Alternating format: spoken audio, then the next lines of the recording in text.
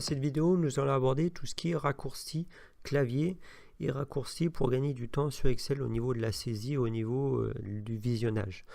Donc tout simplement, on va faire un peu le tour de tous les raccourcis les plus classiques. Donc je ne reviendrai pas sur le CTRL-C, CTRL-V. Donc quand vous prenez une cellule, CTRL-C, CTRL-V. Sachant que souvent, on n'ose pas faire le CTRL-V parce qu'on se dit, moi, je veux un coller spécial. À chaque fois, vous voyez, quand on fait un coller, il y a la petite information qui apparaît et qui nous propose tous les collets spéciaux. Donc, voilà, CTRL-C, CTRL-V, CTRL-X, etc. Donc ici, quand vous ne vous rappelez plus les contrôles que c'est, il suffit de laisser sur la souris et les boutons les plus souvent utilisés ont un contrôle. Donc ça veut dire une touche de raccourci, pardon. Donc vous voyez CTRL-X, CTRL-C. Donc lui, il n'a pas de raccourci, tout simplement. Et CTRL-V. Après, il y en a pas mal d'autres. Par exemple, on se dit, gras, c'est pratique de mettre en gras. Et ça marche sur souvent la plupart des logiciels. J'ai vite envie de mettre en gras toute la case ou tout ce que j'ai sélectionné. Au lieu d'aller le chercher, CTRL-G. Alors, CTRL-G, donc si je vais dessus, il me le marque. Sur tout ce qui est, par exemple, Internet, ça va être CTRL-B pour Blood en anglais. Donc, souvent, le nom, la lettre de raccourci des contrôles viennent de l'anglais. Donc là, ils l'ont traduite. Donc, ils ne nous l'ont pas fait CTRL-B.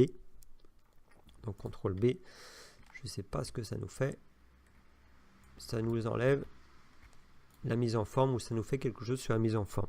Donc on peut s'amuser à prendre tous les contrôles comme ça. L'intérêt, c'est de prendre les plus utilisés.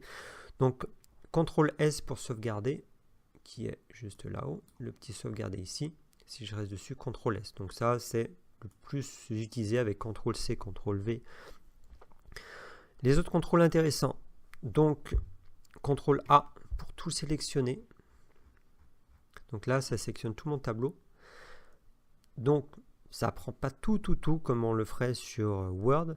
Ça s'arrête, on va dire, à la première intelligence ou au premier saut de page. Vous appelez ça comme vous voulez, mais en gros, ça s'arrête à un certain niveau. Si je refais un deuxième CTRL-A, en fonction de votre tableau Excel, ça peut prendre plus ou moins. Dans tous les cas, CTRL-A, c'est pour All en anglais, donc ça va tout prendre.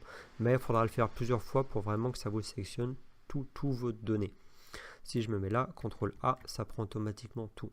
Vu que là, j'étais dans une intelligence, CTRL-A, ça prend le début sans la ligne des totaux, ça prend la ligne des totaux et ça prend tout le reste. Bien sûr, on connaît maintenant le CTRL-Z pour annuler la dernière touche. Donc CTRL-Z, c'est pareil, c'est les petites flèches qui sont ici. Donc CTRL-Z ou CTRL-Y. Sachant un truc avec le CTRL-Z. Donc là, imaginons j'ai fait ça. Et maintenant, je suis dans une case. Si je fais CTRL-Z, ça va tourner en boucle dans la case. Donc si vous voulez revenir carrément en arrière, il faut sortir de la case. Et là, j'ai le droit de faire mes CTRL-Z. Et ça revient sur tout ce que j'ai fait. Donc, autre contrôle super intéressant, c'est le CTRL-P pour print. Donc, directement, ça en lance mon gestionnaire d'impression. Ça ne va pas imprimer, mais ça lance le gestionnaire d'impression. Après, on ne va pas faire tous les autres contrôles. Important, c'est de dire, tiens, j'ai envie d'aller vite en bas de mon document. Donc, vous connaissez qu'il y a ces petites flèches-là du clavier qui permettent de passer d'une case à l'autre. Il y a la touche Entrée qui passe aussi d'une case à l'autre. Et il y a la touche Tabulation aussi. Tabulation, l'intérêt, c'est quand je suis en train de noter ici et que je veux passer dans la case d'à côté et pas passer en bas. Là, je passe en bas avec l'entrée. Tabulation, je passe sur le côté. Ou directement avec les flèches, forcément, ça tourne dans la cellule. Donc, tabulation ou entrée pour passer soit en bas, soit sur le côté. Pour prendre tout mon tableau. Donc, plusieurs astuces. Donc, CTRL-A, on l'avait vu tout à l'heure. Si je veux prendre plusieurs valeurs, donc avec CTRL, je clique et je sélectionne plusieurs de mes cellules, peu importe où elles sont. Si je veux sélectionner de celle-ci à celle-ci, ça marche aussi, bien sûr, dans le gestionnaire de fichiers et sur tout autre programme.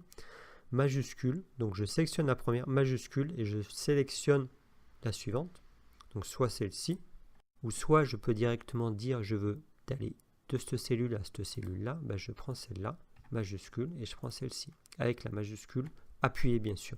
C'est pas juste j'appuie, je relâche.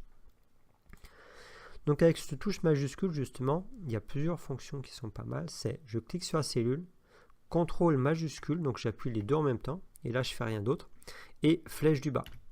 Vous voyez que ça s'arrête à l'espace. Reflèche du bas, et je continue comme ça, et à chaque fois ça s'arrête aux espaces. Donc intéressant, quand on a des grands tableaux pour aller à la dernière ligne vide, ou directement pour se dire, ben, tiens, je sais que j'ai le droit de masquer une cellule. Donc ça c'est pratique, et je dis, ben, tiens, j'aimerais toutes ces cellules du bas, ne plus les voir. Donc si j'avais à toutes les sélectionner, on pourrait le faire à la main, de dire, ben, je vais toutes les prendre et toutes les masquer.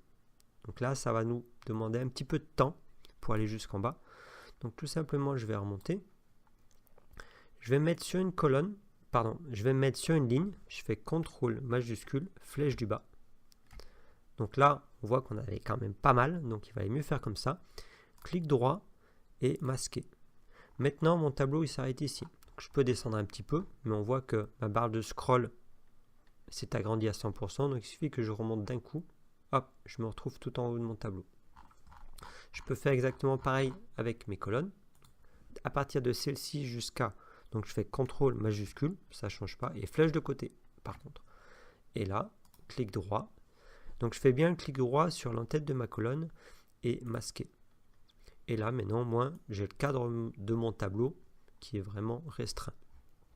Donc les cellules existent toujours, donc pour les réafficher, donc je prends cette cellule-là et je descends un tout petit peu plus bas parce qu'en fait, toutes mes cellules sont stockées pile dans ce petit endroit-là. Et je fais clic droit sur cette ligne-là et je fais afficher. Et elles réapparaissent toutes. Donc voici pour ces astuces. Après, il y a plein de touches clavier pour aller un peu plus bas, un peu sur le côté. La touche fin, CTRL fin, pardon, permet d'aller en bas de toutes les saisies de mon classeur. Il y a plein d'autres touches comme ça, je ne vais pas tout vous les dire. Donc juste pour se rappeler les contrôles, donc en fonction des logiciels où vous êtes, dites-vous, il y a toujours des manipulations avec les contrôles, c'est juste de prendre le temps sur les boutons que vous utilisez le plus souvent, de se dire ben, avec quel contrôle ou quel raccourci clavier je peux accéder à ces touches-là.